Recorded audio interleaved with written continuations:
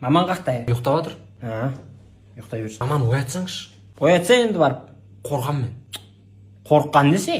Оятып көрсеңші. Қатын. Жата бересің ба? Тұрса, шай ішейік та. Қатын. Пысымыр. Айуан. Қалай оянады? Не үшін ояту керек еді мамаңды? Не үшін болғанда туған күні ғой. Таң атып кетіпті ғой. Тұрдың ба? Кешегі айып етпе бол, кешір. Ойнама ана мені, анау жаман теді ол. Керек қой, ол дейін керек қой. Ай! Айттарың мен. Сорлай. Кеше сізді таяқ жегеніңізді білмейді ба?